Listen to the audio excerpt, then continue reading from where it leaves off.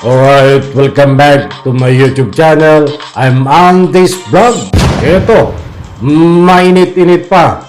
Mga kaibigan, Pangulong Bongbong Marcos nagpakita ng galit ho dito sa dating Pangulong Digong. At siyempre, may gusto siyang linawin tungkol ho dito sa nga po'y gentleman agreement. Naku po, matindi ito.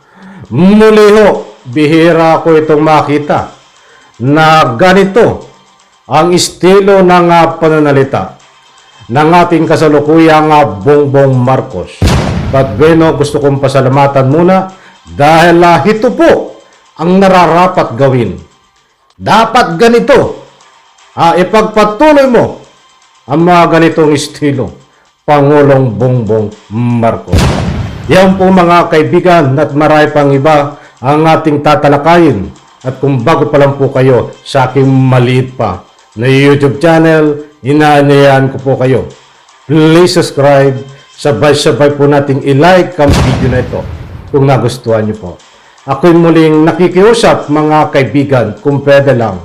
Patapusin po nating panoorin ang kabuuan ng vlog na ito at nang sa ganun, lubos po nating maunawaan. Heto na, kaibigan, samahan niyo po akong panoorin.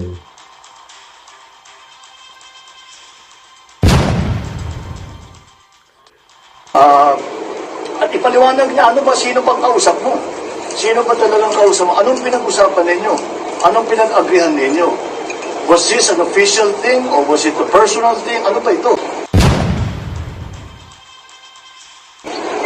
Well, it turns out we don't know. It is a secret agreement. We don't know anything about it. There is no documentation. There is no record. There is no. We were not briefed when I came into office. Wala lang nagsabi sa amin na mayroong ganung usapan. So we're trying to really up to now. Because from the former administration, iba-ibang sagot eh. Sabi ng isang official, dating government official under the previous administration, there's no such agreement. Sabi naman ng isa, no, there is, and we should honor it. Sabi naman ng iba, maganda yan. Sabi ng iba, hindi maganda yan. Hindi pa namin alam kung ano ba talaga yung agreement na yan. But, kung ay ang sinasabi sa agreement na yan, na kailangan tayong magpermiso sa ibang bansa para gumalaw sa ating sariling teritoryo, ay mahirap siguro sundan yung kanyang klaseng agreement. I am horrified by the idea that we have compromised through a secret agreement the territory, the sovereignty, and the sovereign rights of the Philippines. That is something we still have to clear it up. We are waiting for Ambassador Wang to come back from Beijing, Malaysia, and I asked to see him. Siguro sa pagbalik na. At ipaliwanag niya, ano ba, sino bang kausap mo? Sino ba talagang kausap mo? Anong pinag-usapan ninyo? Anong pinag-agrihan ninyo? Was this an official thing or was it a personal thing? Ano ba ito? Dahil wala kaming record. Kahit saan ka tumingin, walang record. So, sikretong ginawa lahat ito. Bakit nila ginawa? Kung gagawin man nila, ba't pa nila ginawang sikreto? Nakakapagtaka nga eh. Kaya it's not a good situation. Sir, do you plan to talk to former President Duterte about this? We are talking to his former officials. Maybe not the President himself, but all his former officials. Tinatanong namin, ano ba yan? Ipaliwanag niyo naman sa amin para alam namin yung ginagawa namin. And we still haven't gotten a straight answer. Alright, welcome back. Ito, shoutout po sa lahat. Mga kaibigan, heto, talagang matindi, mainit ho. Ito ang ating bibigyan ho ng linaw sapagkat utay na hong nag-iinit. Ang binibitawan na pananalita na dapat lang nitong ating kasalukuyan Pangulo Bongbong Marcos na pinapatungkol ho dito sa usapin ho ng gentleman agreement. Nako po, usapin po ito ng West Philippine Sea, diyan po sa bansang China. At siyempre, itong ating teritoryo na nagkakaroon ho ng pagpapakita at pagsasagawa itong bansang China na inaangkin ang ilang bahagi po ng ating teritoryo. Nako po, matindi ito. Muli kong uulitin, gentleman agreement. Ladies and gentlemen, I am sorry, mali ho pala ako. Kala ko ladies and gentlemen, gentleman agreement lang po. Wala pong ladies and gentlemen. Okay, dumako po tayo dito. Sapagkat ito po ay matagal nang usapin na marami hong kalukuhan, di umano, na nababalot dito sa gentleman agreement. Bagamat noong paman ay tikom ang bibig nitong ating Pangulo Bongbong Marcos, but kung mapapansin po natin dito sa video na ito, kahit hindi pala siya nagsasalita tungkol dito sa gentleman agreement, ay patuloy na gumagalaw ang kanyang isipan upang matuklasan kung ano ang sinasaad ho dito sa gentleman agreement na isinigawa di umano nitong dating Pangulong Digong at iba pa niyang ika nga po'y kasama dito na nakakaalam sapagkat mayroong nagsasalita ho na mayroong gentleman agreement. So kasama niya ho yun kung ginawa ito. At mayroon din nagsasalita ho na walang naganap na gentleman agreement. Di ba? Ayun, nagamukhang katawa-tawa sila, di ba? So, pinagbase ho tayo dito sa rolling ng video. Nung bagamat hindi nagsasalita nga ang ating Pangulong Bongbong Marcos ay patuloy at patuloy ang kanyang pagsisiyasat. That's why sinabi nga niya dito sa rolling ng video ay gusto niyang matuklasan kung ano ang nakapaloob dito. Subalit, wala hong matuklasan. Lihim na agreement ang nangyayari po. Gentleman agreement, lihim na agreement, mga kaibigan. Naku po. Yan ang matindi. Kaya sabi nga niya, kung mapapansin niyo po, ay ang aura ng mukha ng ating Pangulong Bongbong Marcos ay umi-smile. Yan dapat. Kahit isang nagagalit ka na, ay dapat naka-smile ka, ay yan po ay sumisimbolo na isang dapat huwaran na isang Pangulo ng ating bansang Pilipinas. Hindi ka ho nag-PPI, alam niyo na yung PI, sa harap ng mikropono, sa harap ng social media. Bagamat siya po ay alam natin dito, na ito po ay may kasamang galit talaga.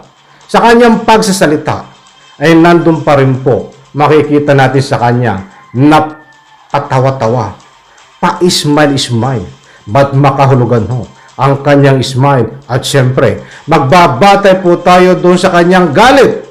Dito, sa ika nga po, gentleman agreement na naganap na ang pinatutungkulan dito ay dating Presidente Digong ay sa pamamagitan po ng kanyang mga sinabi na napakalalim, matalinhaga na mga salita, mga kaibigan. Di ba? Suriin niyo po ang video na yan. Naku po, kung susuriin po natin, napakalalim po nung mga sinabi niya na isang salita dyan. Hindi ko nababanggitin. Kayo na lang po. At alam ko, napanood niyo po, mga kaibigan. So wala ho siyang matuklasan kung ano ang nakapaloob sa gentleman agreement, meaning ito po ay tinatawag na secret agreement. Naku po, ginagawa pong manghuhula, di ba? Ginagawang manghuhula ang taong bayan kung ano ang nakapaloob. Ginagawang manghuhula itong ating presidente ngayon kung ano ang nakapaloob sa gentleman agreement. Mga kaibigan, walang dokumento. Para bang nung kapanahonan ni Digong na siya ang presidente, nakaharap itong kausap niya sa gentleman agreement. Pare, ako'y bangag. Ganito ang gawin natin dyan sa West Philippines. Pare, shot muna. Ganito ang gawin natin na ika nga po may karapatan kayo. Na ika nga ipagbawalan. Na ika nga sino man na pupunta diyan sa West Philippines kahit Pilipino. Yung akin po isang example, punto de vista, public opinion. Dahil ito pumapasok ko yung gentleman agreement. Hindi na gentleman agreement tayo nasabi ko dahil lasing Bangag di ba mga kaibigan? Ang gusto kong ipunto dito mga kaibigan, bilang hinalal ka ng taong bayan at isa kang presidente noon, mga kaibigan, dapat naman ho ito ay kung ano man ang napapaloob dito sa gentleman agreement ay alam ng taong bayan, mga kaibigan. At unang-una, kung talagang mayroon po na gentleman agreement ay mayroon dapat dito na ika nga po ay dokumento. At nakapaloob doon ho yung mga dokumento. Kaya tututanggi sila ngayon na wala nga ang nagaganap na gentleman agreement. May tumatanggi at may umaamin. Dahil wala nga ang dokumento, mga kaibigan. Lumalabas na verbal. Di ba? Ngayon ho ang tanong, bakit naglalakas ng loob ang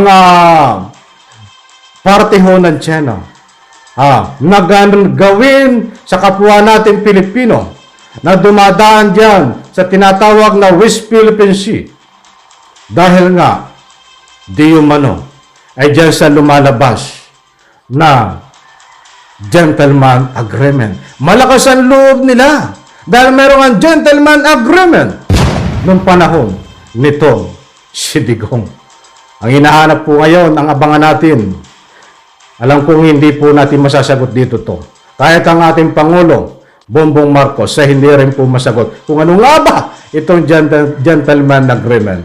Abangan po natin dahil meron po itong sinabnit at na resolusyon, may numero na sa Senado. Magkakaroon po ng pagsasaliksik, pagtatalakay, pag-iimbestiga diyan sa Senado. Kumpirmado po yan. Nagkaroon po ng resolusyon para talakayin, imbestigahan sa Senado. Kaabang-abang po ito mga kaibigan. At ang abangan po natin dito kung sakaling ipatawag itong dating Presidente Digong, ano ang nakapaloob at ano ang sasabihin niya. At ito nga ba kapag pinatawag ay haharap diyan po sa Senado. Alalahanin po natin, si Kibuloy nung pinatawag, hindi umaten. Ay baka gusto niyong maging Kibuloy kapag hindi umaten.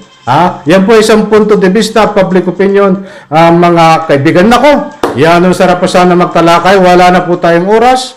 Alam kong nabitin kayo at nabitin din ako dito sa gentleman agreement. Ay pasensya na po.